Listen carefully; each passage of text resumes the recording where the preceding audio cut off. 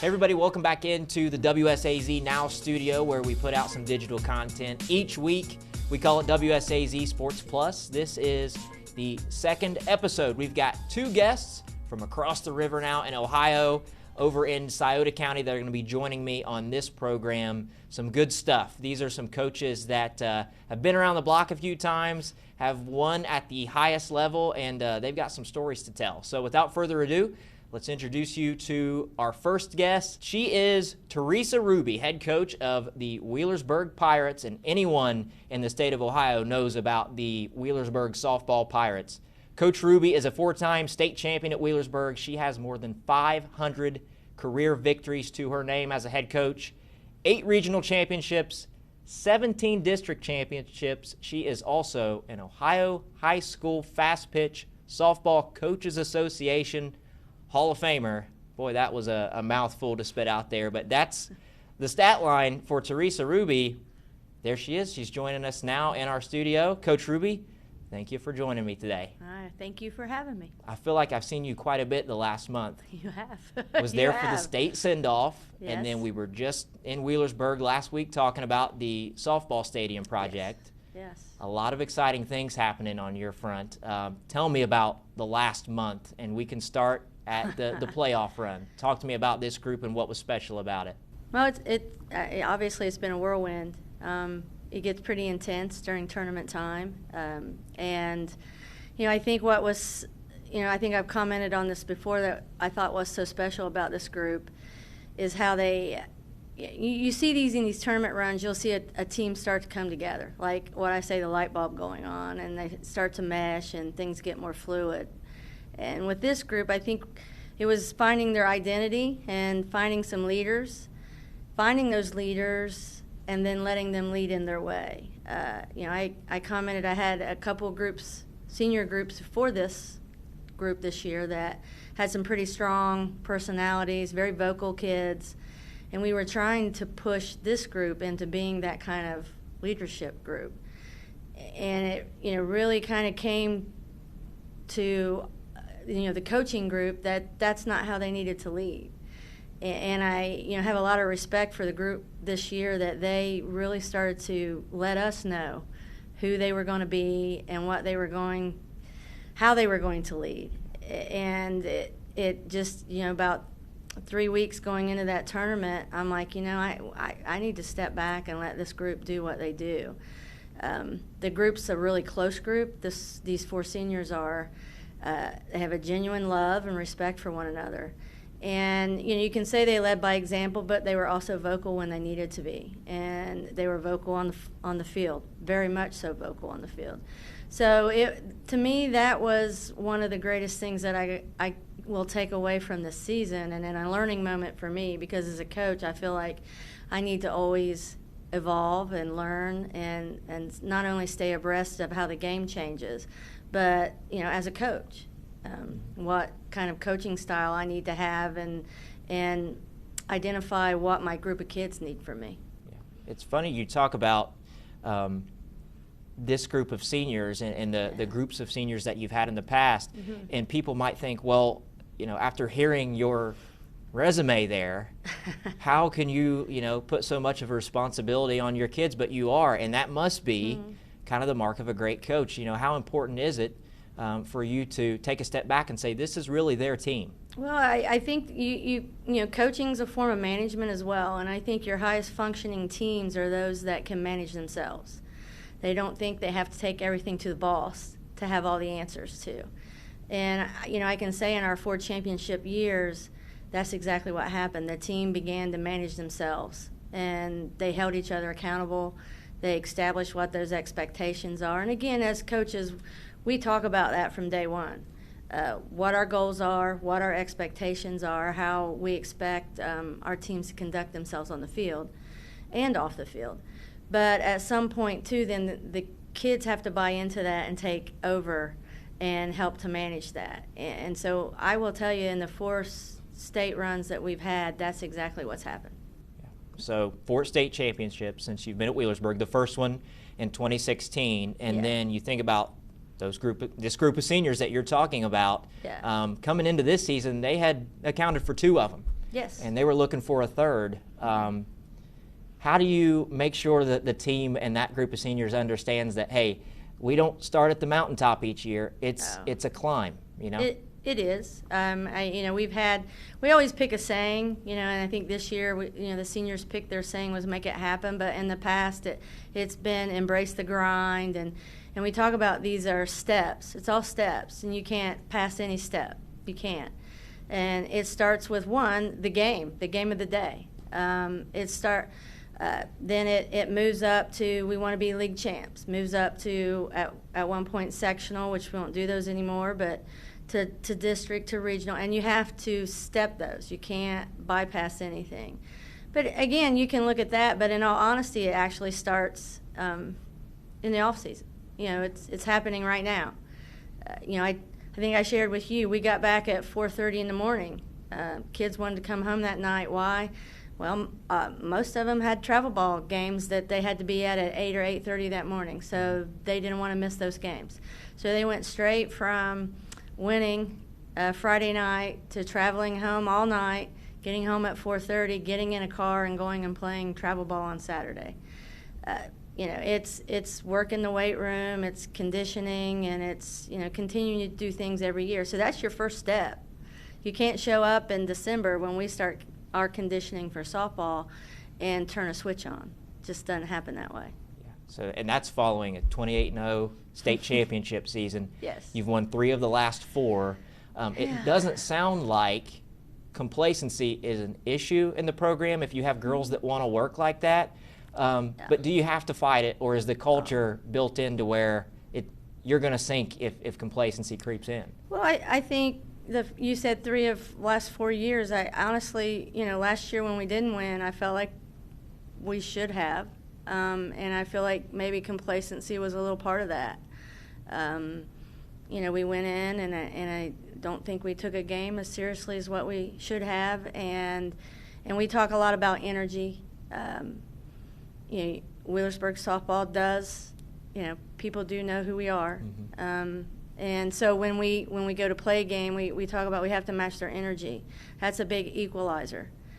So if we go in and we're not up for a game and the other team is up for the game, and I tell the kids, I'm like, second, third inning, if you still let them hang around, they become believers. They're not hoping to win the game. They're believers, and they'll do things they've never done before. So we always have to focus on matching their energy and, focusing on that game. And I think, last year it didn't play out that way for us, and we learned a lesson, and it actually was a fire for the team this year. They'll tell you they were tired of hearing about last season, and it was a big motivator for them in the off season, and that came with the thing that they chose this year to make it happen, because they were very determined to make sure that this season didn't end the way it did last year. And just to connect the dots for our viewers, what you're referring to is a loss in the regional final to a conference opponent that you were familiar with. And at that point, you all are the 2-time defending state champs. Yep. Not to harp on that loss, but I know you all haven't been shy about talking about it and using it as a motivating factor. That was kind of the gist I got from talking with you when you went to state this past year and talking to your girls, your seniors. Yeah, You can't bury that under the rug, and kudos to South Webster. Again, they came prepared. They came with a huge amount of fire and passion for the game, and it wasn't something that we matched, and we paid the price for that. But I think, again, if you don't talk about it and you don't learn from it, then maybe this year doesn't happen. So, our kids, they do talk about it, and I think, there's been a few times they've said, we are tired of hearing about it. Mm-hmm. And when we won at state, they were like, we can stop talking about that now and move forward. So, but yeah, it's something that we've learned from. And I think this year, we go 28-0. I can tell you that every game, we had a good focus. We had, and you're not always going to play your best game. Mm-hmm. It just doesn't happen that way. But we found ways to win. And a lot of that comes from, that fire and that energy. It comes from that. Talk about getting to coach at Firestone and for your girls to play at Firestone. I wish it was Yeah. closer than Akron. I really Yes. do, so that we could get up there a little easier. But when I was talking to your girls there a few weeks ago, they talked about the atmosphere up there and what it's like. Gosh, what's that environment like? I'm sure it doesn't lose its luster even with the amount of times you've been there. It doesn't. We went in 16, and they've done so much to that stadium since then. Naturally, when we went in 16, it was dirt, it was grass, and Akron's put so much money into that, and it's the turf. But I think the way the stadium is set up with the backdrop, all the noise comes straight onto the field. And I know this year particularly, in football, they do the milk jugs. If you've been to Wheelersburg football game, you've got the milk jugs. There's a lot of people shaking their head right now, rolling their I eyes. know that. They are, and I get it. But I will tell you, they brought the milk jugs to the state tournament game, and it just brought chills to, it's just so much energy that came from that. They've added a new scoreboard, a video scoreboard that does the sound effects, so you kind of feel like you're at a big league ball game. And it was really cool to see the younger kids particularly, but even our older kids, with the work that they've done to it, you could tell that this was a special event for them. I'm glad that they were able to, unlike some of the other state tournament games in Ohio where they've had them at different sites and everything wasn't together, that they were able to do softball this year where everything was at that same venue. Everybody got to enjoy how special that is. But I can tell you the sound effects from that stadium's unmatched of any one I've ever been in. It's pretty cool. I'm sure hearing those milk jugs is something else up there. It was. Could you just talk about kind of the fan base, the community that rallies around Pirate Athletics? It's going to sound like I'm pandering to you right now, but it is a little different. I mean, you walk into a Wheelersburg sporting event and there's a lot of people there. And look, Wheelersburg's not a big place, so it feels like everyone's there. Yeah. When you look up into the crowd and see that at a home game or at the state tournament, what kind of juice does that bring for you all? Well, I can say this because I didn't go to Wheelersburg High School. I'm not originally from Wheelersburg, and I've coached at other schools. So I have a different perspective in that it is different. And I tell people, I didn't realize how different it was until I got there. But it's very different. The crowd travels. I don't care really what you're doing. They will support you.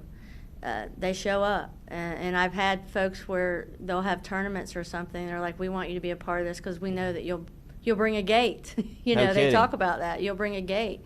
So I do think it's really special, and I do feel now that it's really part of my blood. The Wheelersburg community, the school, the kids, they embraced me when I came there from day one. And so it's home for me now, and people have asked me, like, have you ever thought about coaching somewhere else and that kind of thing, and I'm like, no, this is my home now. This is where I'm going to be, and this will probably be, I expect this to be last game I coach, be wearing the orange and black, but it's a really cool community, and like you said, I'll joke, like, football season, I'll be like, hey, if you ever want to rob a bank, Wheelersburg's the place on a Friday away game. The town is empty. It is empty. Yeah, we'll have to PSA to all the would-be criminals out there. I guess the Scioto County Sheriff's probably like, hold on now. Yes. Don't give them any ideas. Exactly. But you talked about how the community kind of welcomed you with open arms when you came to Wheelersburg, 2014? Yeah. And they've kind of taken ownership of your program. Do you think that even down at the youth level, Wheelersburg has taken ownership just of the sport of softball in general? Because to me, as great as you are, like, there's no way that this high school program could be this good without it being taken seriously long before they get to you. Oh, I will tell you that the story is when I was named the coach, I got a call from Matt Collier, and Matt was at the time the Little League president. And he said, hey, my name's Matt Collier. I'm Little League president. Want to welcome you to Wheelersburg. We're excited about you being here. We're having Little League sign-ups tomorrow. We'd love for you to come, meet the kids, and I'd like to talk to you about what you'd like to see about our facilities up there at the Little League field right now. I said, okay, I'll be there. So I go there and meet Matt. He's great guy. He's involved in our new field project right now.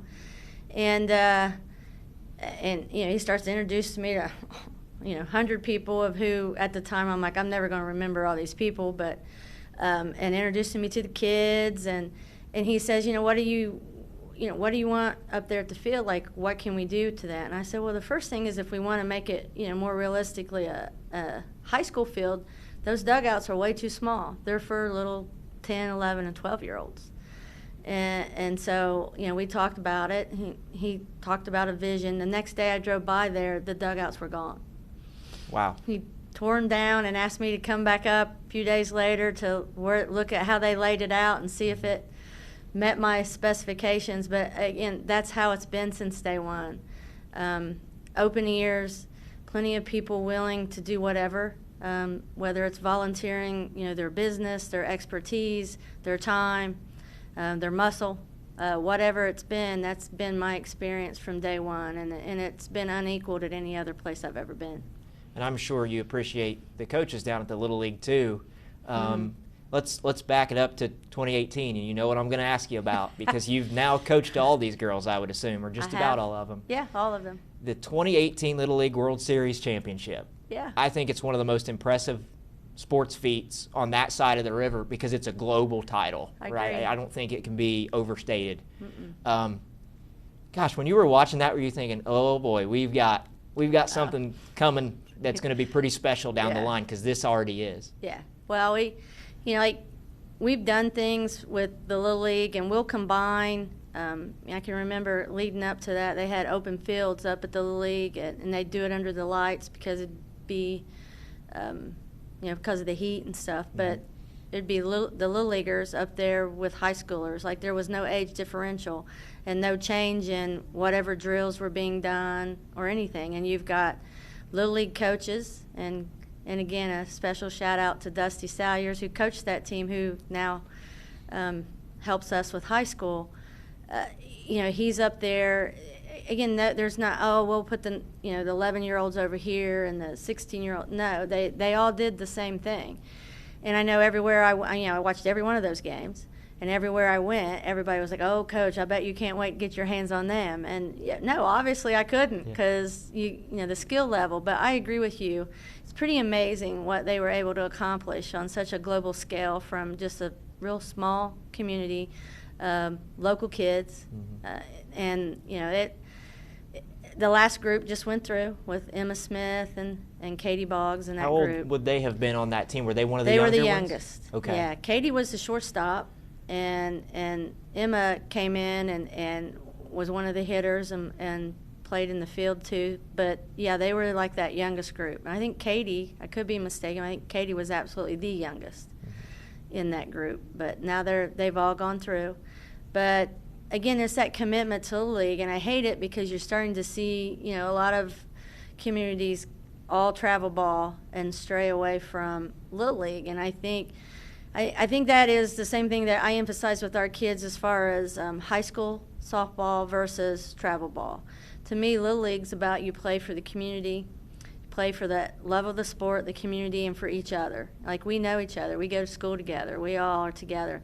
And travel ball is for the name on the back, where I'm showcasing myself and my talents and hoping that a coach picks up on me and takes me somewhere. That's the same thing I tell our kids with high school. You're learning how to balance school life with practices and games. You're playing for that name on the front of the jersey, and for each other, the people that you love, that you're going to school with. And that's a great lesson and thing to embrace. That is going to make you a more complete player when you play on the next level, and will make you more successful. But yeah, go play travel ball. You need to get seen, but that's more about that name on the back. So that's what we try to emphasize when we're playing. Yeah, people are going to get individual awards, but I'll ask them, like, who made first team All-League 5 years ago, and they can't really hardly tell me who that was. And I said, well, who was on that 22 and the 23 state championship teams? And they can start naming off names like that. And I said, play for the ring. Good things will happen. Yeah. Probably one of the most, I don't know how I would describe this. This is a champagne problem, but you just mentioned rings. Yeah. And you showed me a few of them, I guess the other three, yes. Because the fourth one, I don't know if you've designed it or not, but how in the world do you look at your previous three state championship rings and think, how can we make this one stand out and not look exactly the same? Because no one else in this area really has that problem but you. Well, we did design it. We do have a design. So as you saw, they've changed in size. The kids this year said they wanted bigger and lots of gems. Mm-hmm. So the other ones were square face. So this year we went with a round face, and did gems and just tried to put things on the ring that were symbolic of and exclusive to this season. Mm-hmm. So, the Make It Happen will be on there. We'll have a picture of the state championship trophy. We've never done that before. Mm-hmm. And we've changed the color of the ring. So we, just try to do things like that. Bottom line is you'll love it, whatever it looks like, because of what it represents. Sure. Some people may not know, and they certainly know this in Scioto County, but you won 2 state championships as a player at Clay High School. Yeah. Was coaching ever something that was on your radar, if you can think back then? And if so, mm-hmm. Did you ever think you would add 4 more as a coach? I can't. I coached naturally because when I went to college, I played softball and basketball, so we had camps, and so I would coach, and I enjoyed it. But, I was a business major, and, that I felt was going to be, what I did for a living, and it has been, but I had a gentleman, Roger Gray, who was a local radio station announcer, and he was coaching basketball at Notre Dame High School, which mm-hmm. was our other area team that won the state here in softball. But he was coaching basketball, and he knew I was back in the area, and he said, "You want to come help?" He's like, "You coach, I'll just do the paperwork." And so I got into that, and I thought, I love this. This is fun. I love the kids and the energy from it, and I'd like to stay involved. And so then that just led from one thing to the next. And so, I was fortunate to play for Clay and Carol Weiss at Portsmouth Clay High School. And I think I will say this to people, that if you're playing softball in our area, that's who you need to thank, because I really feel like they started and had the vision for the sport. And, they have given me a blueprint for the coach I am today. It started right there. And they were people that not only taught me how to play the game of softball, but gave me a ton of life lessons and gave me a foundation that I'll be forever thankful for. But, I went through high school, was tremendously blessed with people who are still my family, still part of my life. And we lost 2 games, one my freshman year, one my sophomore year, both in the state tournament. Wow. Those are the only 2 games we lost in 4 years. Wasn't there a 55-game win streak in there somewhere? Yeah, junior and senior year, we went undefeated both years and mm-hmm. won state both years. So you went into the OHSFSCA Hall of Fame. Gosh, there's a lot of letters in there. That's a lot. But you went into the Hall of Fame there, 2024 yes. last year? Yeah. And the Vices are in there too. Yes, did you think about them? I got to attend when they were inducted and got to speak on their behalf at the induction. They've since passed, but two very special people who had a great knowledge of the game and a great knowledge of how to coach teams, team dynamics, and how to handle attitudes and egos and parents and all that stuff. So. When I say that blueprint was there, it was there at a very young age, and I paid attention. So a lot of the stuff of who I am now, yes, I've continued to learn, but that foundation started with them. Yeah, and so they set you up. Mm-hmm. You go on to Morehead State, correct? Yeah. Two-sport mm-hmm. athlete. Mm-hmm. Some folks may not realize you could hoop a little bit. You played some basketball too, right? Yes. Talk about that. I went on a full-ride scholarship for basketball. But, when I talked to the coach, I said, I want to play softball too. Will you let me do that? And they agreed to let me do that. So 4 years, I honestly, what I'm the happiest about is not only that I played 2 sports in 4 years, but I graduated on time in 4 years. Mm-hmm. So that's not an easy task to do. But, yeah, I don't know that I can't remember that I ever had any time off, because once one sport quit, you went into the next, and when that one quit, it was time to start basketball again. But yeah, I was on the first team forever from Scioto County in basketball that went to the state tournament until here recently, and we all know what Portsmouth was able to do, and they actually sealed the deal, which was awesome. Yeah. You were at that game, weren't you? Yes. I was there too. Yes. That was pretty special. It was. A lot of trophies coming home to Scioto County this day and age, huh? How about that? That's pretty fun. Yeah, us girls are getting it done. No kidding. So we got Shad Ford coming in here in a little bit, and we'll talk to him about that group. I actually joked with him before they went off to state, the day before you all left. Yes. And I said, I'm always rooting for Wheelersburg. I said, but can somebody else win one too? Yes. And he was like, that's what we're saying too, man, So yes, exciting stuff. Pretty special. Let's talk about your college career a little bit, because I would imagine that experience for you has helped you kind of prepare some of your girls who are going off to college too, and the ones that already have. I'm thinking of Macy Eaton, who is at Virginia right now, and Katie Boggs about to go to North Carolina. Yes. And I think somebody else is going to UC in Charleston. Emma Smith is? Emma Smith. So when you're preparing them, even just to be contacted by schools and thinking about the decision that they're going to make, do you kind of think back on your college experience and say, how can that kind of translate to them? Or maybe the game's changed. I don't know. Well, I mean, I think the recruiting process has definitely changed. It's so much more involved. But the good thing for us is that we do have kids that have gone on to the next level. And I always try to talk to those kids. You know, what was it that we did that has really translated collegiately that you feel has helped you? And then I'll ask on the other side of that, what do you feel we could have done that could have helped better prepare you for the next level? So that has been a real blessing for us at Wheelersburg to be able to do that.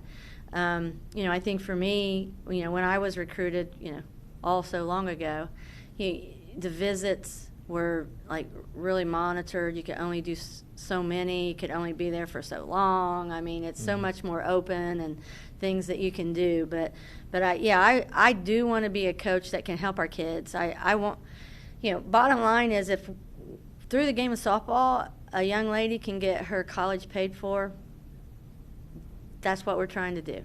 And so, whatever I can do, I want to be that coach that can help facilitate that, can help prepare them, can help put them in a position that they can do that.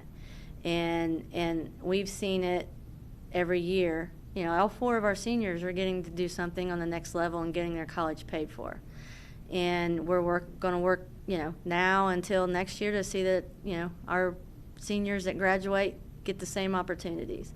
There is now a pro league that I think now has some energy to it because of the Major League Baseball backing. But, the odds of that happening are minimal. College is where it's at. So if you can get that paid for, all of it or some of it, that's a benefit to playing the game. Do you hear from some of the ones that have went on to play college ball? Do they still kind of rely on you for counsel, for advice? What kind of things do you hear from them that they have to deal with? I try to stay in touch with all of them. And, you mentioned Macy. I see Macy, touch base with Macy probably on a weekly basis. It's during the season, if she plays a bad game, I'll reach out, try to give her some uplifting words and, just let her know that, wash that away. And if she plays a great game, I'm pumped and I'm texting her and being like, that shot was awesome, that kind of thing. But yeah, and I plan with this next 4 group just to say, hey, just touching base. Sometimes it's just that simple, just touching base, how things going. You getting settled in, things going okay. Encouraging them to, get through that first semester. Everything gets easier after that first semester, and that they have the makeup to do it. That it's that kind of thing. And sometimes it's just simple words that make a difference for the kids. But I'm looking forward to going to all kinds of softball games, especially in the fall when we can before our season starts. But the kids will tell you at practice, like if we know somebody's playing, I'll put it up.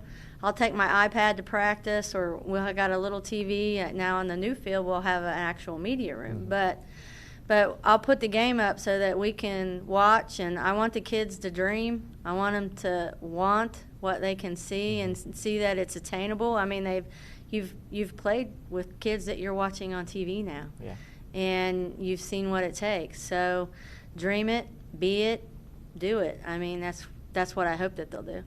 I'm sure you can't put any quantifiable number on the value it is for your girls to see somebody they know, somebody who's around the program, that played within the program, doing something at the next level. Oh. You talk about Macy Eaton. You said, if she has a bad game, I hear from her.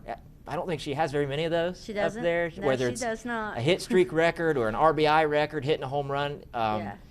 She's amazing, and she's kind of a testament to your program, for sure. Right, and it started, when I first got there's a young lady named Michael Cunningham, and she signed to play at LSU. And I think you can't minimize, the first, like those first ones that do it. And, then they start that expectation. I think Macy will tell you she grew up looking up to Michael Cunningham. And a lot of those kids that went to the World Series grew up on the other side of that fence watching that 2016 team play. And then they realized, hey, we can do this. Like this is doable for us. And then they start doing the things it takes to get there. You just can't minimize that. And Macy's present. She's now at our foxhole, and she's doing lessons, and she's around the kids. And I've seen the little kids, and they're looking up to her, and I mean she's totally oblivious to it, but it'll be the same thing for the kids that are leaving now. And Katie Boggs, Kaylin Carter, Lakin Wright, Emma. It's hard for me to call Emma. I call Emma Mo. So every time I got to think Emma Smith. What they're going to be able to do. We're going to hear about them, and that'll be another step. And it just becomes a generational thing, and it's pretty cool to be a small part of it. Well, since we've talked Macy Eaton, you mentioned the Foxhole. Yeah. And we've kind of alluded to that there's a new stadium being built. Mm-hmm. Tell people about our guy Jonathan Eaton and the Foxhole and what's happening with the stadium project, because every so often a YouTube video pops up and there he is. Yes. And he's helping drum up some interest because you all have a new softball stadium being built. Yeah.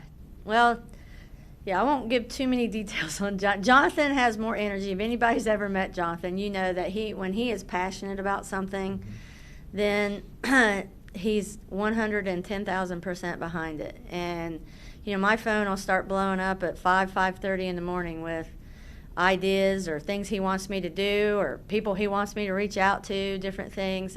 He's been a huge driving force behind the project, and again, I want to give him all the kudos for that. But we've talked about our community. There's a ton of people in our community who are supporting the project through, money donations, their business donations, and expertise and their labor donations. And it all adds up. It's exciting. We've played at the Little League field, and I can't tell you how many times we have people come and they comment on the environment, the atmosphere there, because there's several fields where our field is.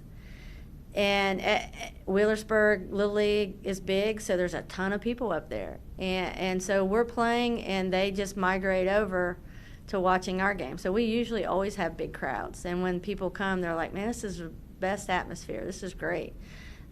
We played Sheridan twice the last 2 years.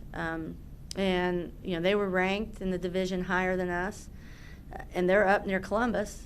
And both years he wanted to come our way because of the atmosphere. He said, I love it here. I might move here. So you got to know Mark, their coach. He's a crazy guy, but he's like, I love it here. This is just great. But it had just gotten to the point that you have all these Little League teams. Everybody needs a place to practice. Everybody needs a place to play.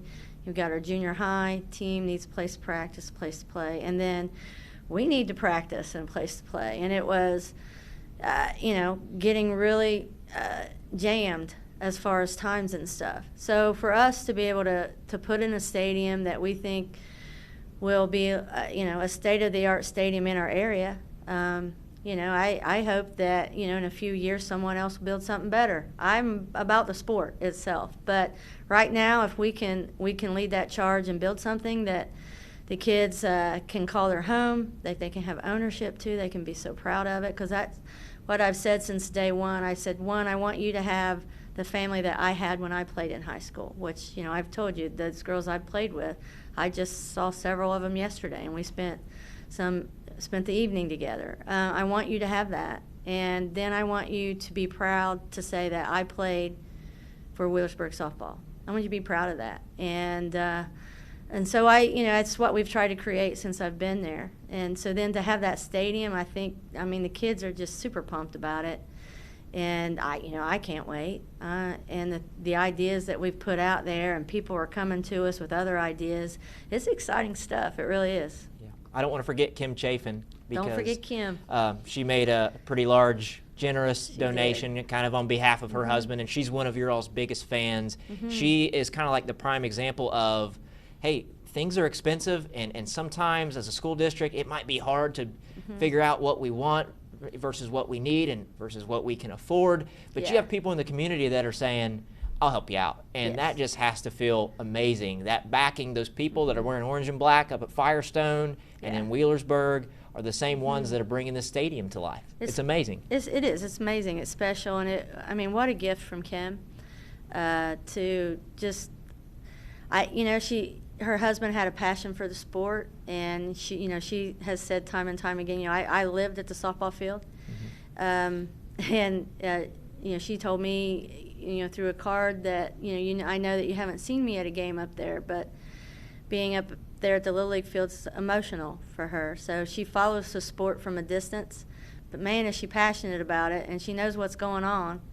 And I've struggled with, how do you thank these folks enough? Like, how can I genuinely thank them enough for what they're doing?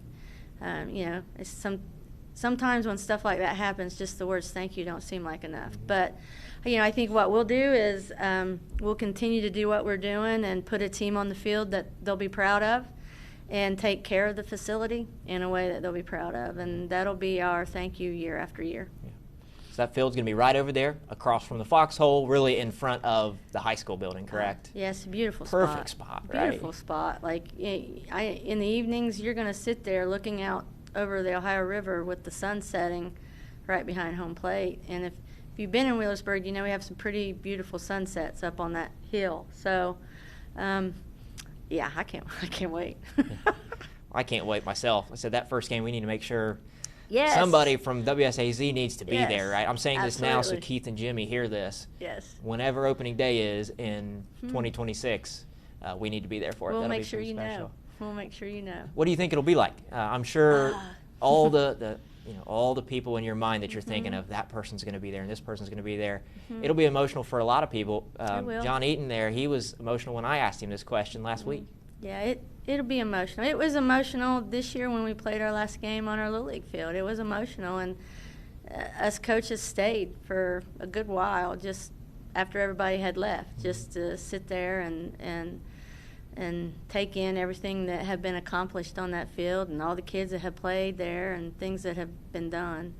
I think there'll be a lot of people there, and I think it will be emotional, and I think that it'll be an emotional, exciting, tearful. I think it'll be all those things, and I think I can expect to see a few of the former faces there as well, even though they're bitter that it wasn't there when they played. But I think it'll.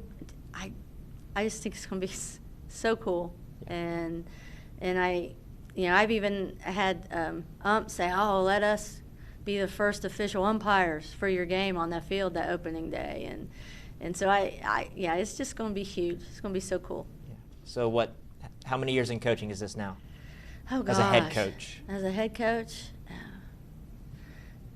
somewhere between 20 and 30 years. Okay, so we'll say more than 2 decades, working on 3 decades in coaching. And I mean, look, you've accomplished really all that there is to accomplish in this sport at the high school level. When you look back at your career, you've done it all at Wheelersburg. You kind of rebuilt Portsmouth there in the 2 years you were there. Obviously there was some improvement with that program, and then you got to coach at your alma mater for 15 years? Yeah. When you look back at your career and it's not done, what sticks out, and what keeps you coming back to it year in and year out? Well, I think, one, I love the game. I love the game of softball, and I've always said that as long as I I look forward to going to the field, and I still have fun and have good energy, that takes me back. But I think what keeps me doing it, the accomplishments are wonderful. I'll never get tired of winning. Please, anybody that knows me knows that. They would laugh at me if I said anything else. But it's the journey. And, every time with these teams, you look at the journey and, like, the state tournament, the wins, and you look at those seasons, and you can just see, the battles and, the tears, and then the pure joy. I love looking at the pictures from our state tournament this year, and just the absolute pure joy on those kids' faces is worth everything, every sacrifice you've ever made. But then on top of that, it's seeing the kids year after year that come back. That fills my heart that, they want to come back, they want to come back to a game, or they'll reach out to me and just say, hey, Coach, I was thinking about you today.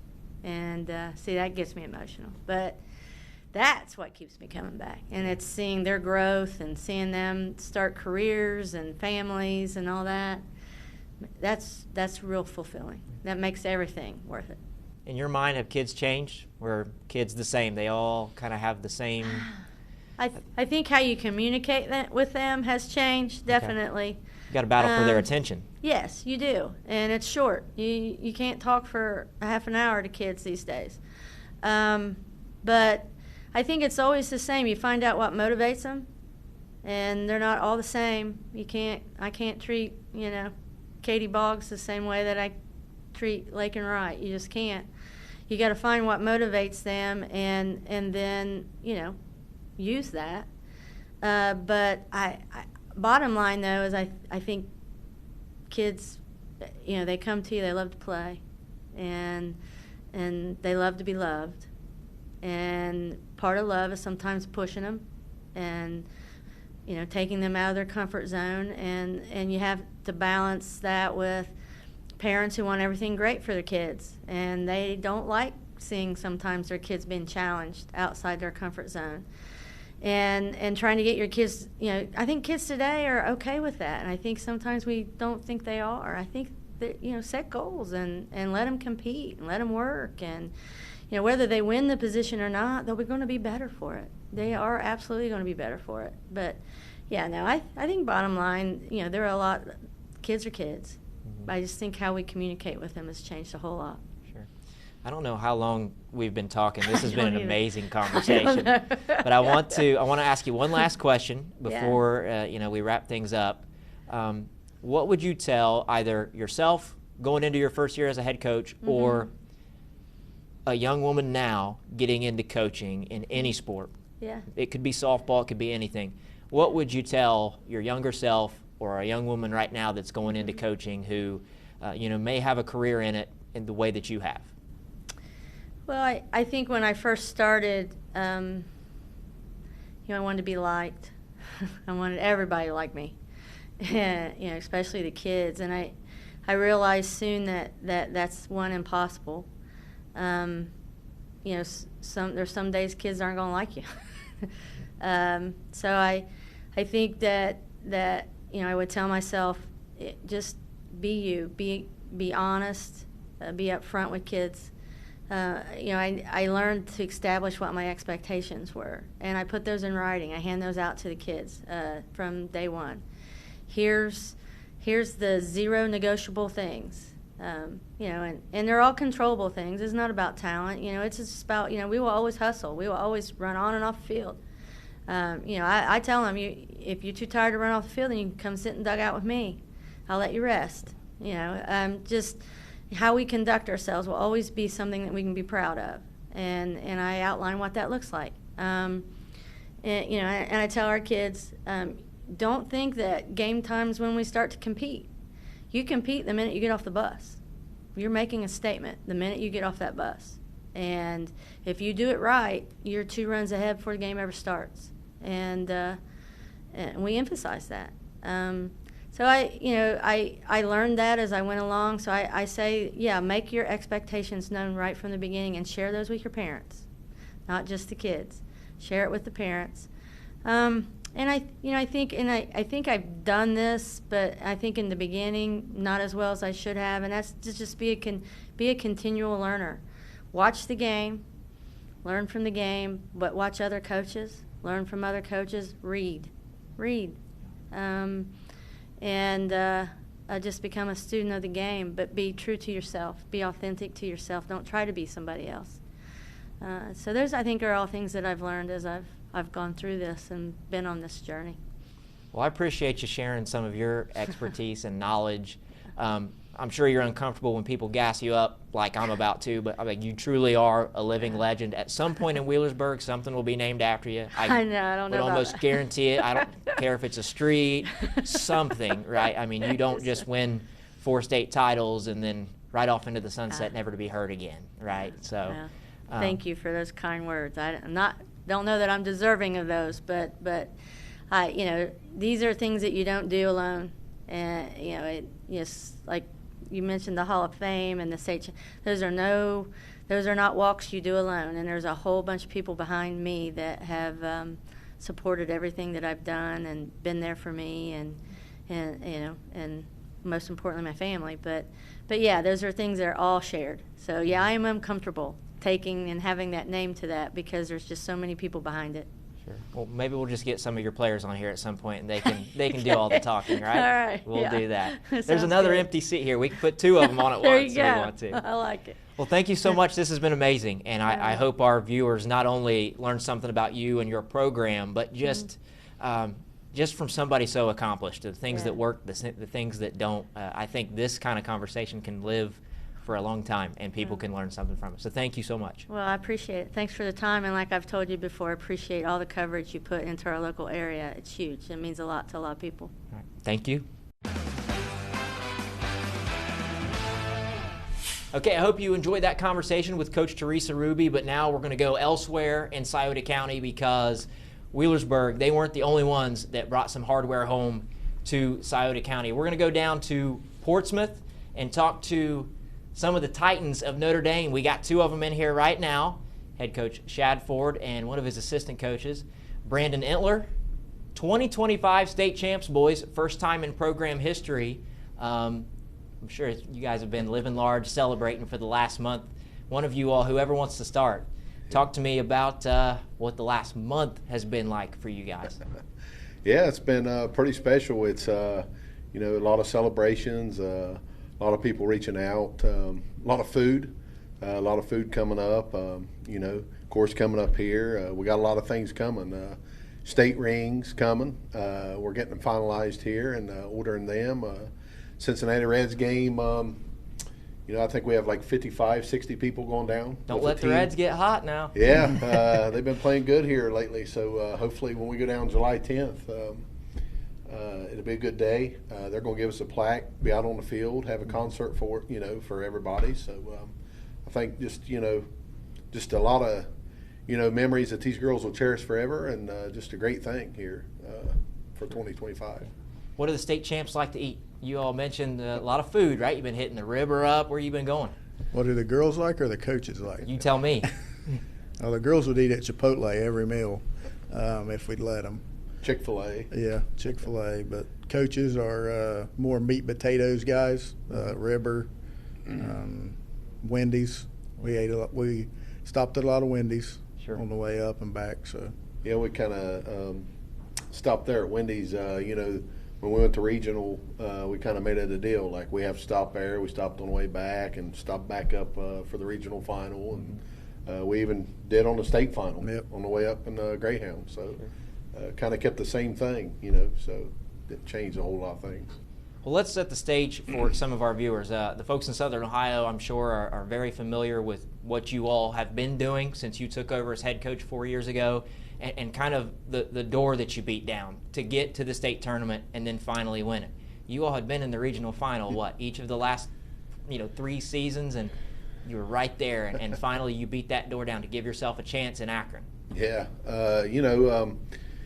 thinking back, first when it started, getting to that regional final, it's, a lot of teams want to get there, and they got there for 3 straight years, and each year just seemed to get closer and closer, and especially last year where I think we had a lead there 3-0 in the 5th, and kind of just fell away from us there in the 6th and 7th, and but once you get there, and I think that's what I told everybody around our coaches and stuff, that they've been there, and just the more experience you can get and playing in them games, and eventually you're going to kick it down, and just playing in them big games every year, I think helped kick that door down for us, and and of course this year we got it done and kind of went the whole way there. Yeah, of course, Brandon, you said you're the numbers guy, right? Yeah. So you look back at this program, and regional runner-up, there's plenty of those, right? Mm-hmm. But never a regional final, huh? Mm-hmm. Tell me about kind of the history of this program,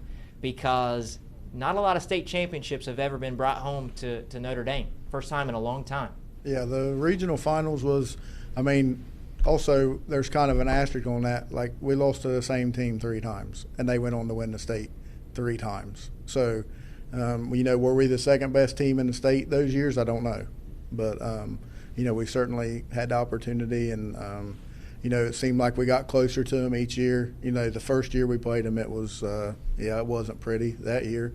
But the next 2 years were pretty competitive, developed a little rivalry there. And, but to finally get that regional final victory this year, it was sweet. And our region was stacked this year. Like, we faced the number one team in the state in regional semifinals and the number 2 team in the state in the coaches bowl in the regional final. We getting out of our region was huge, and we kind of thought that as a coaching staff, and even, we had talked about it like, we get out of this region, we got a good shot to win it. Yeah. And that's what we went on to do. So. Not that narratives ever define a team or a coaching staff, but I would have to think in the back of your all's minds when you get back to that regional final, you're like, we can't do this again, right? Did it feel like a physical weight off your shoulders when you finally busted through? Because it sounds like your girls played pretty freely after that and up to that point. Yeah, absolutely. You kind of get them thoughts like, man, if we don't do it this year, like, are we ever going to do it? Like, so having this year to bust that door down, like, definitely, I think pays the way for years to come. A lot of sleepless nights coming up to that game for me, just thinking, like, what do we do? Are we doing the right things? You take a lot of thought into it. We prepare a lot, scouting-wise and stuff like that. But, just busting it down was just huge for, just the whole town and whole community, and for us in the little Notre Dame community, for sure. Let's take it back to your all-state send-off, because I was there. Yeah. And that was pretty cool. It was kind of a hot morning. How cool was that people came out to send you all off in style? The girls, that's something I'm sure that they'll never forget. You guys will probably never forget it. And I would have to imagine that just knowing that whether these people were making the trip to Akron or not, there's like a whole town back in Portsmouth that's pulling for you. Talk about that experience leading up to the state tournament, whoever wants to speak on that. Yeah. It kind of caught us. So we had a meeting after, we won regionals. We had a meeting with some school administration and stuff on Monday, and we were already prepared to probably have the girls drive, parents drive the girls up to Akron and stuff, or whatever. That's kind of how we'd been doing it, and because we didn't really want to take a school bus 4 hours.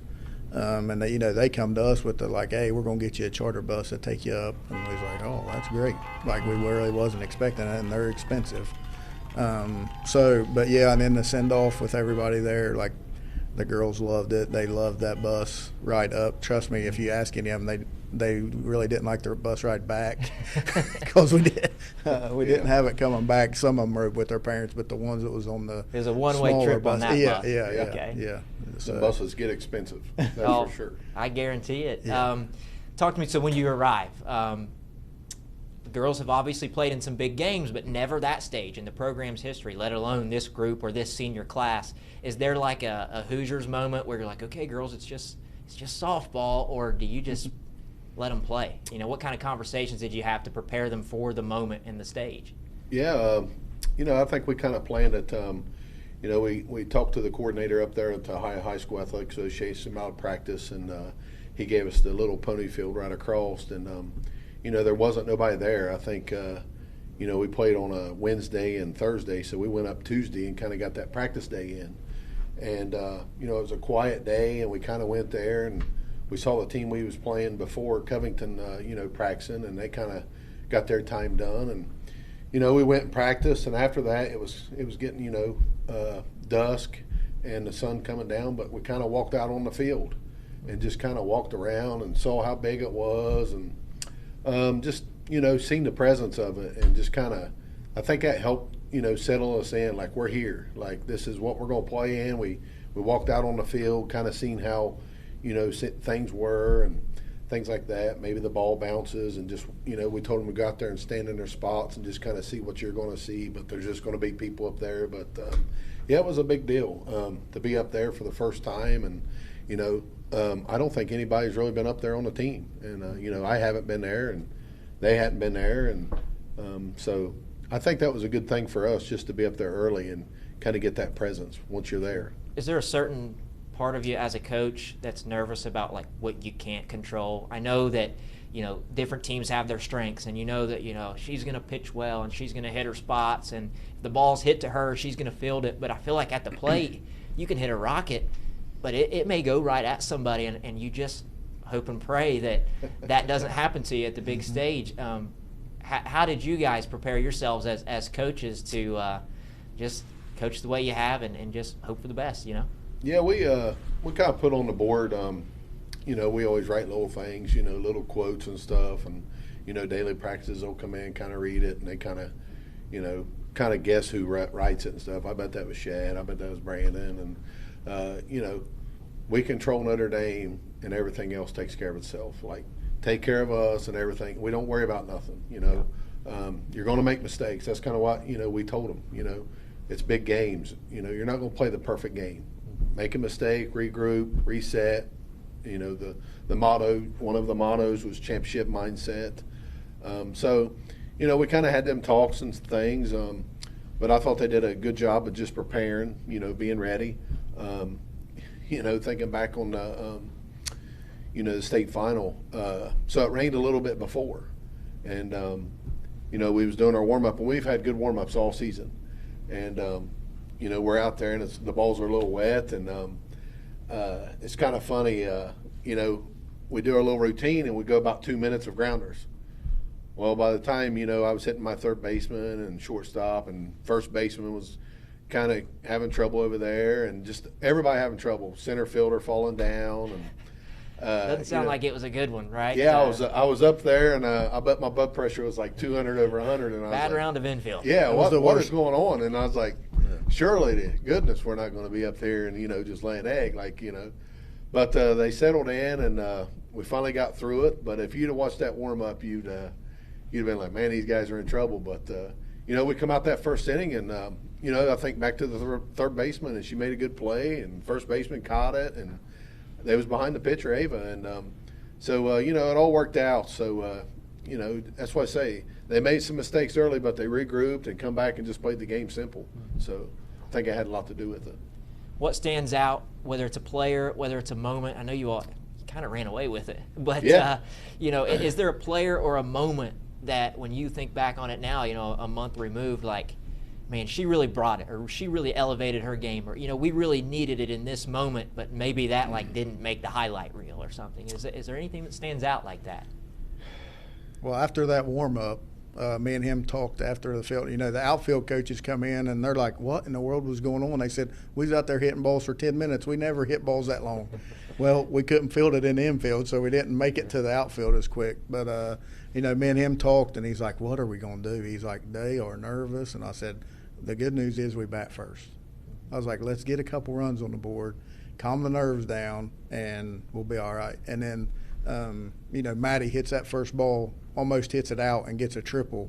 And after that, I was like, that's what we needed. Yeah. Because I knew with her standing on third base and a Layla and Kate and Lindsay coming up, like, Maddie's going to score, and we might score some more. And, we end up scoring 5, and it was like, there goes the nerves. Right. So home runs are cool, but a lot of people would say a triple is the most exciting play in baseball. Absolutely. So to lead it off with that, I bet that just let everybody know, like, oh, we're here and we can play some ball now, right? Oh yeah, we saw the seeding in the tournament, and we was away at the state semifinal, and I thought, well, surely they would flop us and we're going to be home, but thankfully we was away again because, like he said, it was kind of the knockout punch there, scoring them 5 runs, and it took the wins right out of them. So if we'd have been the home team in that state championship game, it might have been a different story. Like the way we were feeling, you could just tell they was nervous, and their cheer block, they're only 45 minutes away.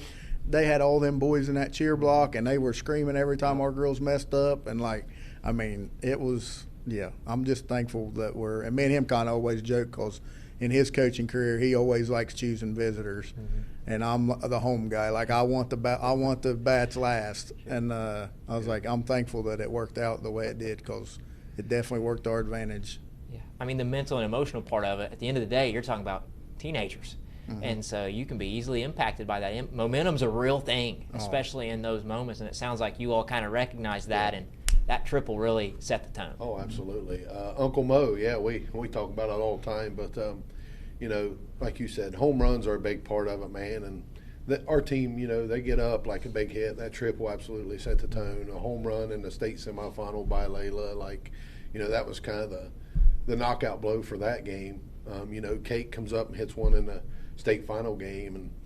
And, I think another thing for our team that really, you talk about things that really changed our team was the bottom half of our lineup.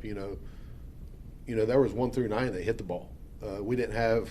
I think we looked back after the season, and I think we had 3 strikeouts in the state semis and maybe 4 or vice versa. 3 or 4 and 7 out of the state. Play. Yeah, like we put the ball in play, we put the pressure on them. So that was kind of the goal. We had a good scout report. I know there's just 2 of us here, but we had Coach Rush, Coach Stombach, Coach Mack. After we won that state semifinal, to get back in there, and you got 1 day, you come home at 10 o'clock, you're at the hotel, and it's like, hey, we're going, we're making history. But also it was get your laptop. We had 4 people scouting. We had this scouting report, this one. So, we was up till 1 o'clock scouting, and we come back, prepared. And I think it has a lot to do with it too. So, it's kudos to our coaching staff. I know being a head coach, but, it ain't possible without them guys and Leslie and, Brandon, of course. But just a lot goes into it. We didn't know the turnaround. I always thought, you had a day and then maybe you had 2 days, but it was back to back, which I really enjoyed because we was hot with the bat. So when you're hot, you want to go. So worked out for us for sure. And you don't want to have to sit there and think about it, right? Yeah, absolutely. You might as well let's play tomorrow. Let's go. Yeah, absolutely. Yeah, especially when you're out of town in a hotel, like you're better off just to get it done. And this was the first year I think they've done that.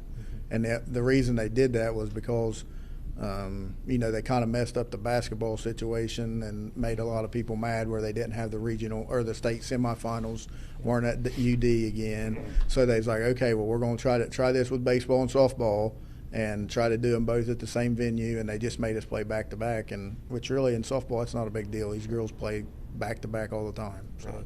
Obviously, what was the final score? 9-1 in that final against Monroeville. Yep. And you had Ava not on the mound. Ava in the circle. Yeah. That's my baseball brain. Yeah. Get the softball here. Ava in the circle, dominating, mowing girls down. There was probably no let up, I would imagine, in your dugout. Like you have this lead, but also the stakes are so high, you can't take your foot off the gas. Did it set in for you at any point before the final out, or was it the final out when it set in? Like, when did you sense it? Yeah, I think it did. Probably that final out, I was thinking, man, we've just been playing good ball. Like, she's battled in that circle, and, like, there's no way that they're going to score 8. I mean, just the thing in my mind was like, we got this, and let's go, and can't wait to celebrate, and we did it. Yeah. So you guys win the thing. Yeah. girls get to pile on each other out there, and that's something that hasn't really been seen at Notre Dame ever, really. And like I was talking with you, Shad, before this thing even went down, before you all went to state, like that's not really supposed to happen in these smaller schools. People get south of Chillicothe and they think that's not supposed to happen to anybody down there. Yeah. And it happened for Notre Dame. For a team that had never made it to the state tournament, to cash in on its lone trip there, its first trip there, how do you create that sense of belief? I'm thinking about when I was in high school, it's like if we were going after the elusive district title to win a district, win a region, and win a state championship for so many young athletes around here, that feels impossible. It certainly wasn't an impossible feeling for your girls. How do you instill that belief?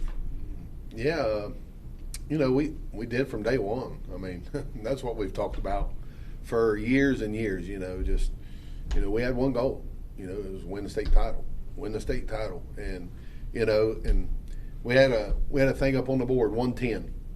And every week we would count down 110 to 103. And then we got to 103 to 96, and it was like every 7 days we was counting down, and it started getting real there when it was really like, when he was in the regional final, it was like 16 days, and then 7 days, and it's like we're here, and then we went back up there and went up to the building, and it was like 0 days, state champs, and I think just setting the tone early and having them goals early set the tone. Girls buying in, believing it. A very unselfish team. I think about, just everybody on the team. It wasn't about me. It was about we. And I we had shirts like that before, and that's what we try to instill in them. It's about team, and state titles trumps everything. Personal accolades, and you'll be remembered forever. In your town, in your community, in your county. Nobody remembers the player of the year 5 years ago.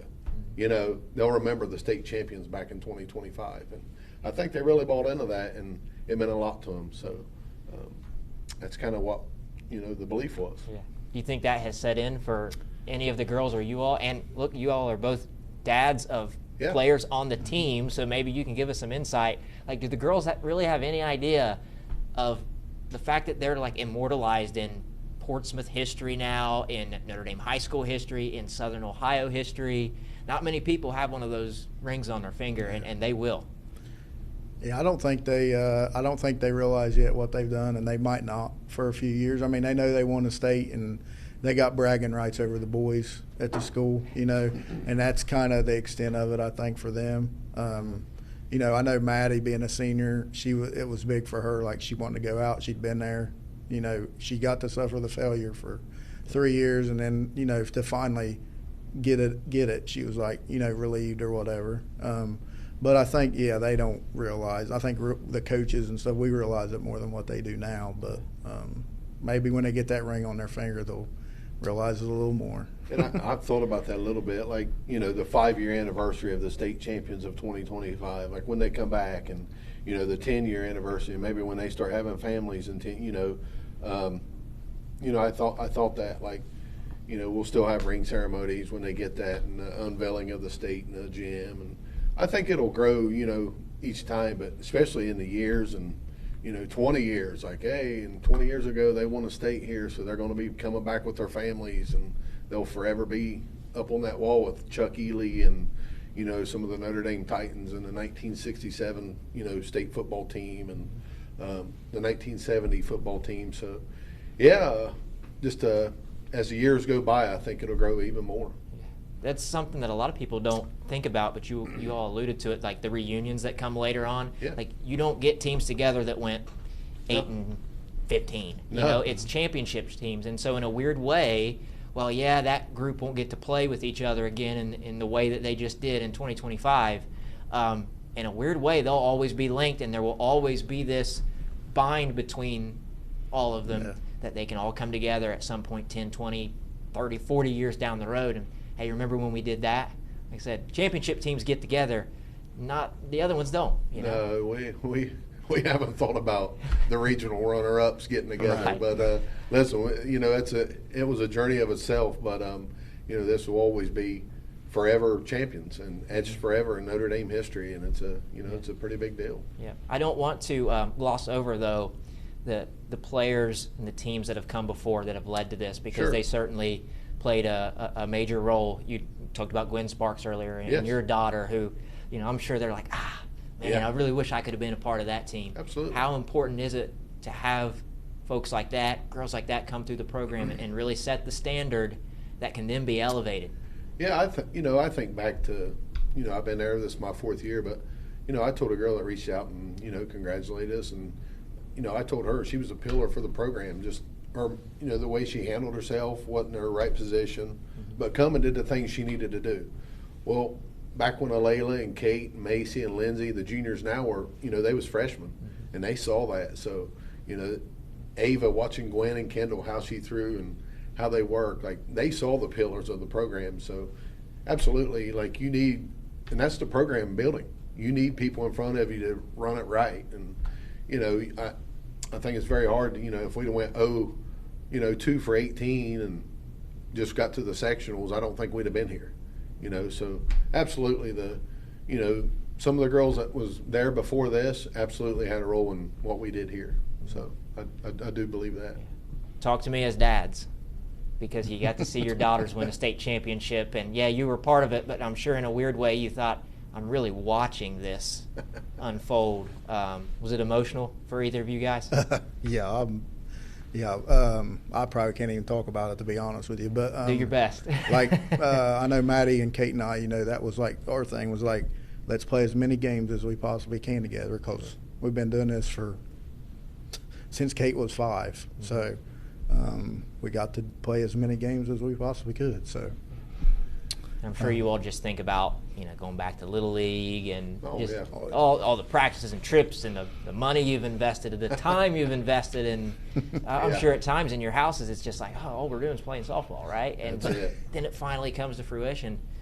Shad, I want to give you a chance to answer that same question. As a father, what was that like for you? And I think it was around the time of your birthday too, so that's pretty fun. It's probably my best birthday present. So just as a dad, I'm kind of responsible for all of them. But I think I'm most all my kids really now. But forever bonded with them. And but to do it with Macy, absolutely, it was just special, and you can hear it in my voice. But didn't really get a chance to just sit back and watch, because you're kind of engaged into the game. But definitely on the right side of it, and it was very emotional from the inside. Yeah.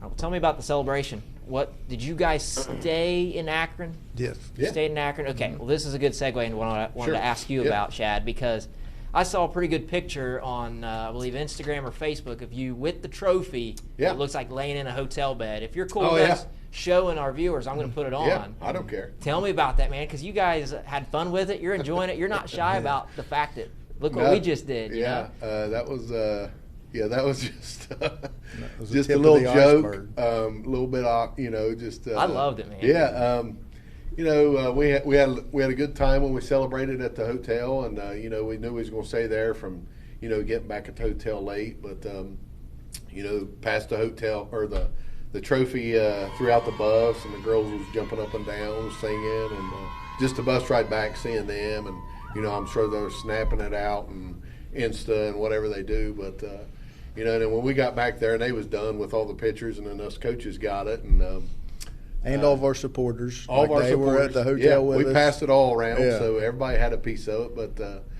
when I finally went up to the room,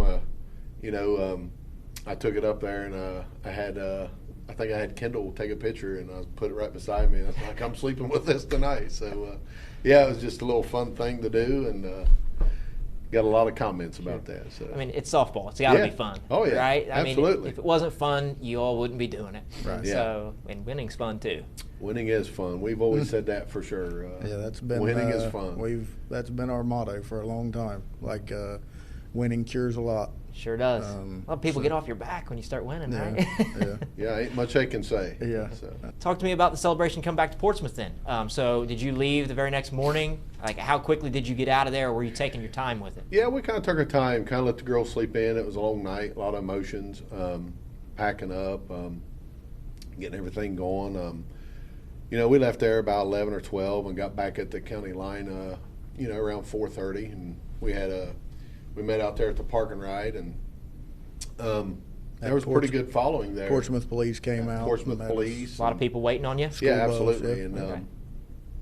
I think the Notre Dame boosters had something set up at the school where, really surprised us and the girls. They got on the bus, and then, of course, we had the sirens. We had about, 40 or 50 people in the cars or whatever it was, and drive through town and then go up there, and they had fireworks. And, Out on the field. There was out on the softball field, and just a lot of people there. I mean, there was, 100, 150 people there, and not a very big school, maybe 200, I don't know, but just a lot of excitement there, and really meant a lot to us just to show, people that couldn't be able to go to the game to be there to, tell the girls congratulations and everybody, and a lot of supporters there. So really meant a lot to, us coaches and the girls. Yeah. Absolutely.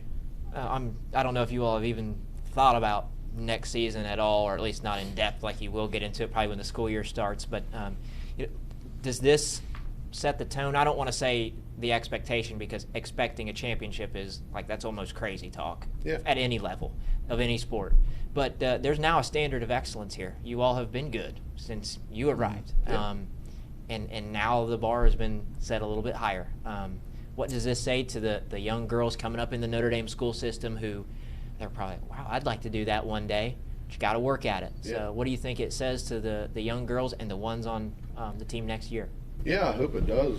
I hope it does grow the program even more. Having that and them seeing that, with social media, everybody saw it. So I hope it does grow the program. But as far as next year, I mean, definitely going to put a bigger target. Everybody wants to beat the state champs, and we got 8 starters back and a couple other kids coming back. I think we got we got 10 coming back off the 13 roster. So we had 3 seniors.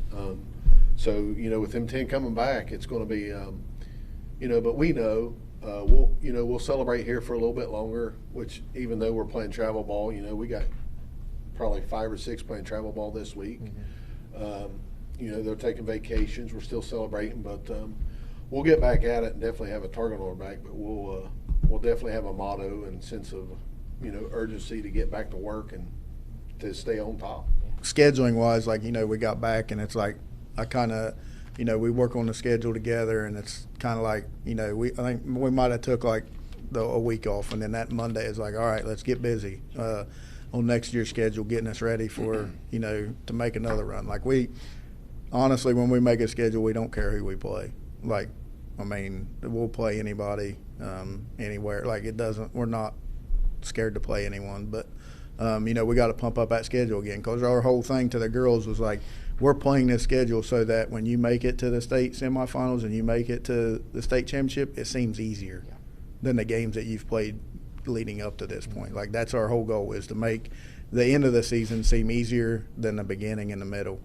And I think we've got a good start on that so far this, getting the schedule together for the 2026 season. So got some big things in store, and I think we'll be prepared again. So I'll be interested to see who's on next year's schedule, because you're talking about beefing it up. Yeah. You played a tough schedule as is. Talk to me about some of the opponents that you just played. And for the people that are saying, well, this only happened because they expanded the playoff format from 4 divisions to 7, you all beat some other state champs. So talk to me about the schedule and who you played, and this is legitimate no matter how you slice it. Oh, yeah. The Division 7 teams that we played was still the Division 4 teams that we played. Strasburg that was in there, Connaughton Valley, everybody, we're the small school. We got 110 kids in the school. I think 43 girls. You're always playing up. Yeah, we're always playing up, And talking about the schedule, we played a doubleheader this year. We played, we played Kent Ridge, which is state champion out of Division 4. Undefeated state champs. Undefeated state champs. They beat us there, but we played them, and we played them tough, and we played Lebanon, the Division 1 state champions, and beat them 5-4. So we Division 7, a little bit of Notre Dame, out of Portsmouth, goes to Lebanon, Dayton, and I would venture to say they have 2,000 kids, Division I, and we beat them 5-4. So Hillsboro as well was in the state finals. Had a very good year. Yeah, and we beat them once, and they beat us once, and that was our 2 losses was Kenton Ridge, Hillsboro, and Greenup. So playing bigger schools, Greenup a big county school. Like Brandon said, he handles the schedules. He's always asked, like, do you care to play this? I'm like, nope. And he's setting the tone here this next year with a champions. Go ahead, Brandon. Well, it's not on the presses yet, but we're starting off with we're going to put together a Champions Classic or Champions Clash. I don't know the exact name yet, but anyways, we got 3 teams committed right now. We're looking for a 4th. We've reached out to Lebanon as the 4th and waiting to hear back from them. But the 3 teams we have committed are us, Wheelersburg, and Kenton Ridge. Wow. So 3 state champions from 2025 will be coming to Notre Dame to open up the season March 28th of next year. So we're going to set the bar higher. That's pretty impressive. There's going to be a lot of people that want to show up and watch it. You probably won't see Notre Dame going undefeated in regular season very often, but we're okay with that. Yeah. We just want to play the best. So, and you mentioned Hillsboro facing Cam Spurl twice. Like, our girls wasn't going to see anything like that in the state. Like, she's a phenomenal pitcher. And to just to get those reps against kids like that is kudos to her, and she's going on to do big things. So it's just we're still got a few spots to fill. I think we're going to be taking a spring break trip as well, so maybe we'll get some out of state teams on that as well. So we can tell you just by the way you all talk about it, the previous season and the one upcoming, like, you all are passionate about it. You wouldn't be in coaching if you weren't. And it's got to be cool for you, too, because you've known each other for such a long time. Originally, Portsmouth West boys. You found a home at Notre Dame. You get to coach together. What's it like coaching alongside each other? You ever get into it, or is it more we're on the same page? It's not rose petals. I can tell you that. Yeah, we get into it quite a bit, but at the end of the day, we always know, what it's about. It's about the girls, and, we'll butt heads. But like I said, it's nothing we can't have a conversation about. He kind of keeps me grounded, and the older I get, the more I've settled down. But it's a lot.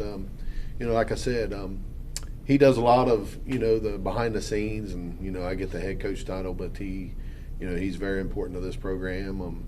And like I said, we had a trainer, Leslie Macca, was very important, and I just want to mention him. Coach Stonebach, and you have coaches that the girls really love, and he was one of them. You have Coach Rush that's a workhorse that pitches just as much as I do, and so you got to have that good staff with you just to have that championship team, and everything has to gel together, and you have to have good parents, and I think that was a big part of it this year. Like, there was no animosity, no calling a coach, no texting a coach, everything has to fit, and that's what I told a guy at work told me. He's like, how did you get everything to work? And I was like, man, it's just you had good coaches, you had good parents, you had good kids, and it's like everything did it, and you just let them play and see what happens, and that's kind of what happened. Yeah. So community buy-in is like, that can't be understated, I guess, because you see so many places, so many sports where, like, a guy or a girl who's a head coach of a particular sport, you feel like they're doing well, or they're on an upward trajectory, and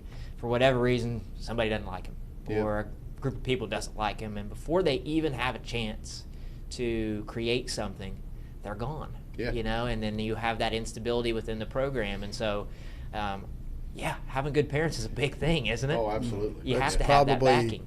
I would say it's the most important. Like, if you don't, you can have the most talented kids in the world, you can have all state players or whatever. If you don't have the parents and the family supporting you, you're not going to win state titles. Sure. I just don't care how talented you are. Sometimes you got to, there's always going to be somebody. And, we're fortunate that we don't have, 20 kids sitting on the bench trying to get in. Maybe that does cause drama, but, we make it work, and our bench kids are just as important as our players. Like, we had a senior over there that, Addison Arnold, that sit there and charted pitches the whole game. And, like, you don't think that's important. That's like having another coach in the dugout. Like, and he can't remember what he called, she's helping him, like, what did we throw to this batter, and all that. And, like, it's just everybody had a role and everybody embraced their role. And you got a big trophy at the end for it. How important was this senior class? Not many of them, but I know just talking to them before you all left for state, you could tell that they took ownership of this team, and they understood the moment. They understood what it would mean to go in there and win at Akron, and they did. Talk about this senior group. Yeah, just the three, man. Can't say enough about them. Tally Herman, just an exceptional kid. I mean, would do anything. Suit up, catch bullpen if we asked her. Anything. Like he said about Addison. The chart pitches to go in and pinch run, Tally to go in and pinch run. Just the type of kids it was. Like, you never heard anything negative, always cheering on the teammates. Maddie gets to go, bat lead off for us, and then she gets to go to college and play. So, she's not finished, but for them three seniors to, be the seniors up on that wall, I just think it's just that much more special for them that, nobody can take away, even if they do it next year. Like, they was the first to do it, Maddie, Tally, and Addison. So, just big congratulations to them, and it was a great class to have for sure. Yeah. You probably take a lot of pride in that because one of them's yours, right? Yeah, it doesn't really, as far as Maddie playing, I think the fact that she's going on to college and playing at Charleston didn't hurt as bad, like, because I'm going to get to go watch her play, again. Mm-hmm. But the fact of me, her, and Kate being together, like, that'll never happen again. So it sounds like there was a travesty. Yeah. Right? Well, you have the state champion in D7, and you're telling me there were no All-Ohio selections on your team? Just an honorable mention. How does that work? Is that coach's vote around the state? Yeah. Well, it probably gets a little political, huh? Very political, the good old boy system. You vote for mine, and I'll vote for yours, and we're not going to vote for them. But I think it kind of worked out in our favor, So, we kind of knew that, and it's been happening since I've been there. Mm-hmm. I think you said they don't like a winner, or, people that, work hard and outwork you. But, we kind of knew it going out to that voting. So kind of come back and told the girls, and that kind of fueled a little bit of fire for them. So. Well, at the end of the day, the girls on your team got what they really wanted. I'm sure each and every one of them would trade, hey, give me the state title trophy as opposed to this plaque that's going to sit on my, And that's why they're wall. special, because there's some kids that won't do that. Yeah. Like, that's not, and maybe it might not even be the kids, it might be the parents that want the award. My kid needs to be All-State, or my kid needs to win the WSAZ Player of the Week, or whatever. But at the end of the day, I know Shad's daughter's in college. My daughter's going to college to play softball, and their college coaches never ask them one time what awards they got in high school. Yep. It doesn't mean anything. So we got the only award that we cared about and they cared about, so it worked out. Well, you all obviously have them coached up in more ways than one. How would your team describe your all's coaching style? How would your daughters describe you guys as coaches? Oh, yeah. Or are those two different answers? I don't know.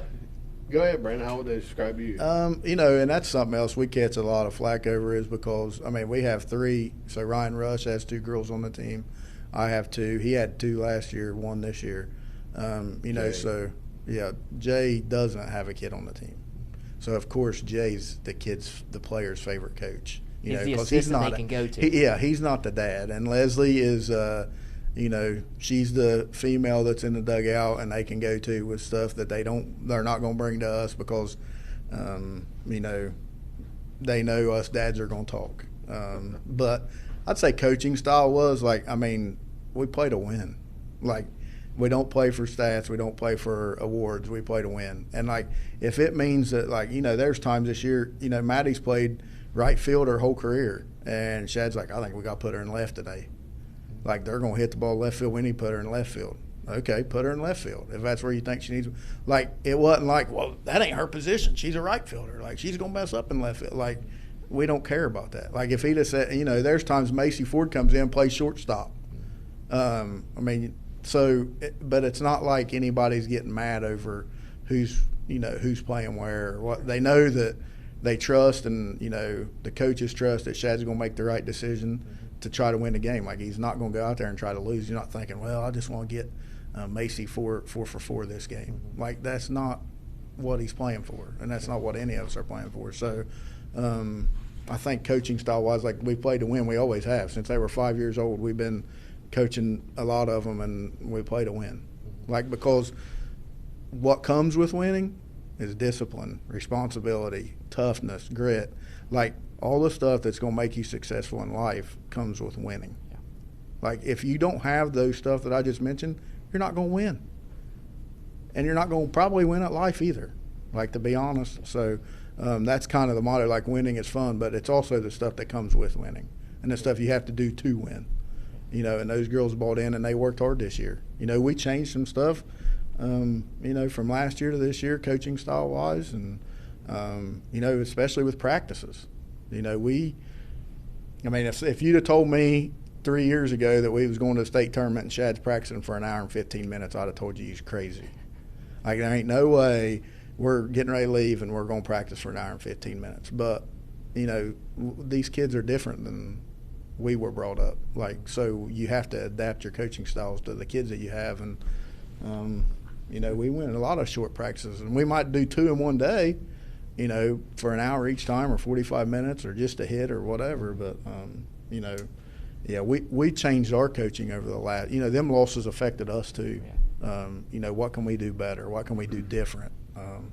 Stuff like that. So the losses always stick in your mind, sometimes a little deeper than the wins do, which is unfortunate. It's kind of human nature, I guess. But what have you all learned from those losses, and how do you feel like you've changed as coaches, as leaders of young people? Yeah, I do. I think you learn more from losses and, you know, winning, and you know, you just learn so much more. But just how to respond. You know, it is a game of failure. You know, what is it? 300 gets you in the Hall of Fame. You know, that's 1 for 3, and 2 times you're going to fail up the bat. So you're going to make errors. That's a failure. You know, you just got to adapt and you know, just keep working, head down, and keep going. My wife and I had a conversation on the way home, and this was the first time that I've ever ended a season on a win, and it feels a lot different.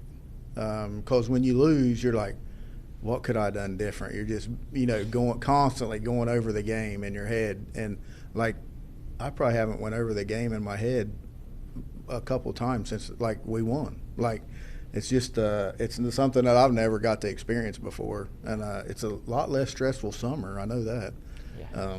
So yeah, absolutely. Like, the regional losses prior to, you know, it would be 2 months getting over it, and, you know, I'd lay my head down and be like, man, what did I have them in the right spots? Did we prepare right? But this one, I couldn't even, you know, I had to look the other day when somebody asked me, and I was like, she went 2 for 3, and I was like, I didn't care because we won. Mm-hmm. But if she went 0 for 3 and she went 0 for 3, I'd be like, did we have the lineup right? And I was like, you know, so you do, man. Losses, they just, you know, they affect you, but you know, it's part of life, like Brandon said. Softball is just, it's a game, but, you know, we kind of had a motto, and, you know, one year it was be better, you know, be better every play, be better every day.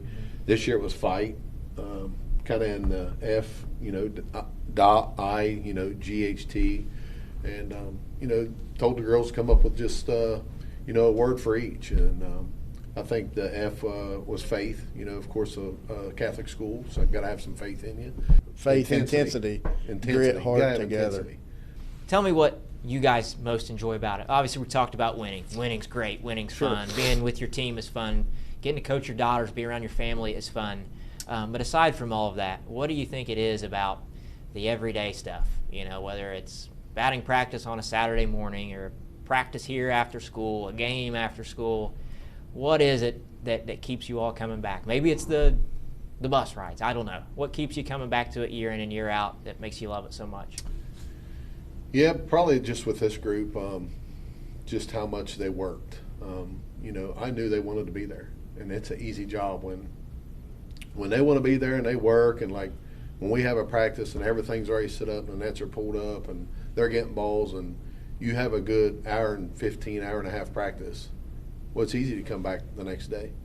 You know, if it was, I had to get the balls out, I had to get the nets out, and the practice was mediocre, you know, the next day I'm gonna be like, well, you know, I'm gonna go through the motions too. But you know, when I saw the girls do that and they locked in, man, and you know, they're at a time, you know, it was hard to get up for some of them, you know, conference games per se, but once they started, you know, the tournament run and them big games, and you could kind of see how they focus. And I'm not saying that they turn it off and on, but you know, we play in a conference where it's not as tough as playing a Division I champion or a Division IV champion, but just how they geared up for practice and how they went through it. And you know, I want them girls to come back to remember that, just the drive that they had, and it made it so much easier for us.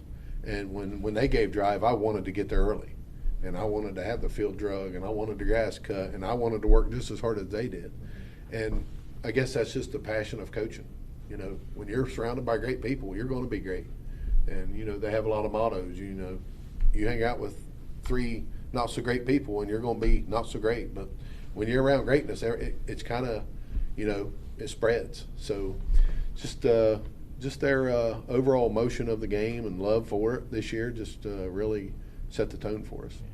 Last question for you all. You can both answer it, or one can take the lead. But, of course, people will go in the gym there at Notre Dame, and I'm sure their team picture will be up there at some point if it's not already. But, you know, this 2025 year will be immortalized in Notre Dame high school history.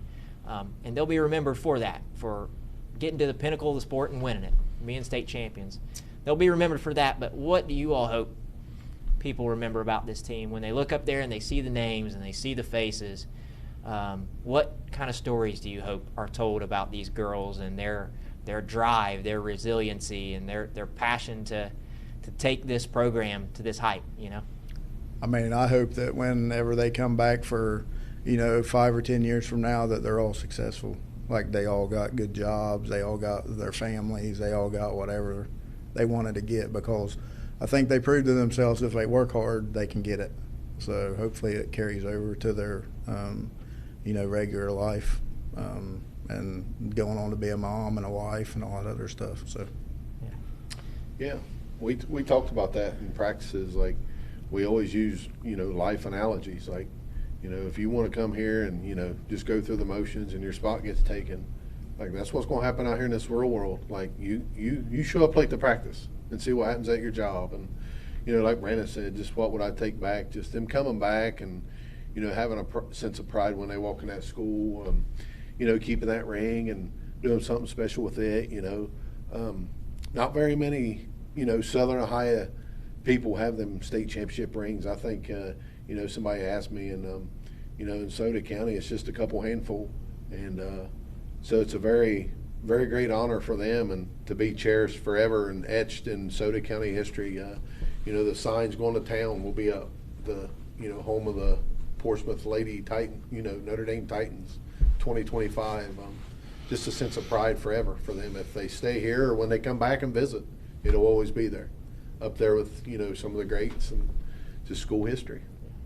Well, fellas, I appreciate you joining us. I thought this was awesome. You guys were great. Yeah. Like I said, this is a conversation that I think even if somebody visited this a year or two down the road, hopefully there's a couple more rings on your finger, but it will still be relevant because the things you guys are talking about, that doesn't expire. That doesn't go old. That doesn't go out of style. Those things work. Yeah, so, absolutely. Well, if you go viral, just make a donation to the program. Yeah.